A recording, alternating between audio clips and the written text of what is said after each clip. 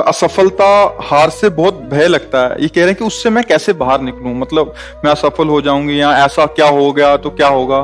बात यह है कि जब तक हमें अध्यात्म का बल नहीं होता तब तक कुछ भी हो जाए, भय, ये शब्द लिख लो, भय, चिंता, शोक, घबराहट, इनसे आप बच नहीं सकते। चाहे जिस पद पे हो, चाहे जितने धनी हो, चाहे जितना पढ़े लिखे हो, चिंता, भय, शोक, घबराहट, ये आपको दंड भोगना पड़ेगा जब तक आप भगवान से चित्त को नहीं जोड़ोगे। और भगवान से चित्त जोड़ते ही निर्भय, निशोक, निश्चिंत, विपरीत भावना का त्याग और आनंद की अनुभूति।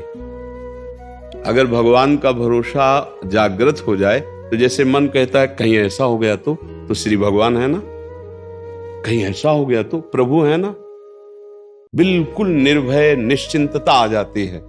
अच्छा, अब प्रभु का भरोसा तो है नहीं और अपनी बुद्धि की क्षमता बहुत एक लिमिट में है, तो जब हम किसी बात को सोचते हैं तो निगेटिव में, नकारात्मक ले, ऐसा हो गया तो, अब पता नहीं होगा कि नहीं होगा, लेकिन हमारे अंदर भय, शोक, चिंता ये जागृत हो जाते हैं। इसलिए हम सबसे प्रार्थना करते हैं कि नाम जप करो, सत्संग सुनो, थोड़ा अध्यात्म को जानो। बिना अध्यात्म के, अच्छा बहुत पढ़ लिख कर बहुत अच्छी नौकरी मिली, बहुत रुपया कमाया, और रुपये का क्या करोगे? भोग सामग्री भोगी। किस लिए? जीने के लिए। तो जी किसके लिए रहे हो? रुपया कमाने के लिए। रुपया किसके लिए? भोगों के लिए। भोग किसके लिए? जीने के लिए। बस इतना ही चक्र है क्या? इतना ही चक्र है तो बड़े भाग मानुस्तन पावा, सुर दुर्लभ सदग्रंथन गावा। देवताओं के लिए, देवताओं के पास तो ऐसे भोग हैं कि अगर एक भोग उतर आए तो मूर्छित हो जाए आंख आदमी। ऐसी सुंदरियां, ऐसे विविध प्रकार की भोग सामग्री, ऐसे सुंदर सुंदर शरीर, विमान, सब। तो ये देव दुर्लभ क्यों कहा गया? क्योंकि इससे हम अध्यात्म की प्राप्ति कर सकते हैं, परमानंद की प्राप्ति कर सकते हैं निर्भय हो से। देवता निर्भय है क्या? आप सोचो, इतना भोग वासना का वैभव है, और हम कई बार कह चुके कि वो देवराज इंद्र गौतम मुनि की, ऋषि की पत्नी अहिल्या के पास गौतम ऋषि का रूप रख कर जाते हैं, और तो क्या भोगों की क्षमता रह गई? देवराज इंद्र पद त्रिभुवन पति होकर इतना नीचे गिर गया भोगों में। इसका मतलब भोगों में कभी शांति मिल ही नहीं सकती, और भोग के लिए ही हमें रुपया चाहिए, और रुपये के लिए ही हमारी सारी पढ़ाई लिखाई, सारा मेहनत है। अब आप विचार करके देखो तो हमारा टिकाऊ स्थान कौन सा है?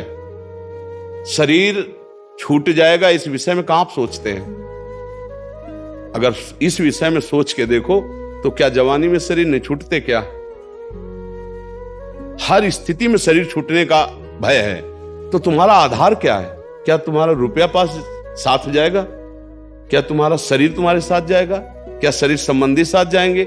नहीं। एक आधार पक्का ईश्वर का यदि है तो यहां का व्यवहार करते हुए आपका नाम जो अंदर जपा हुआ है, आपका जो भगवत आश्रय, वो आपको मजबूत रखेगा और आनंद में रखेगा। प्रसन्न रहोगे, हर परिस्थिति में प्रसन्न रहोगे। इसीलिए तो चीख चीख के कहते हैं राधा राधा राधा। नाम जप करके तो देखो, तुम्हारी नकारात्मक सोच को रौंद देगा ये नाम, और सकारात्मक सोच में सुख है। सब कुछ है, सोच तुम्हारी गलत है तो दुखी हो जाओगे। दो ब्राह्मण मथुरा के निमंत्रण दिया जाता है, ब्रजवासी ब्राह्मणों को, तो आपस में बैठे थे कि यार आज तो कोई जजमान ही नहीं आया। इतने में आ गया एक जजमान, दंडोत, आओ हमारे हाथ में। गए, उसने खूब चकाचक पवाया और 11-11 रुपया भेंट दी। अब एक प्रसन्न निकला और एक को उदासी छा गई। एक किसी तीसरे ने पूछा प्रसन्न वाले से, आप प्रसन्न क्यों हुए? बोले आज यार भोजन ही का जुगाड़ नहीं था, भगवान की कृपा से भोजन भी हुआ, 11 रुपया भी मिले। बोले आप उदास क्यों हो? बोले हम सोचा था जजमान 51 तो देगा, 11 दिया, 40 का घाटा हो गया। अब वो नकारात्मक सोच से दुखी है, वो सकारात्मक सोच से सुखी है। बोलो इनके दुख सुख का कारण क्या है? सोच ही तो है ना। तो ये जो बच्चा बोल रहा है कि हम भयभीत हो जाते हैं, हम शोकित हो जाते हैं, हम आगे, ये नकारात्मक सोच ही तो है।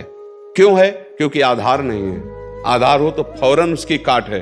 भगवान है ना, प्रभु है ना, ऐसा कैसे हो सकता है? हम उनका भजन करते हैं, हम उनके आश्रित हैं, ऐसा कैसे हो सकता है?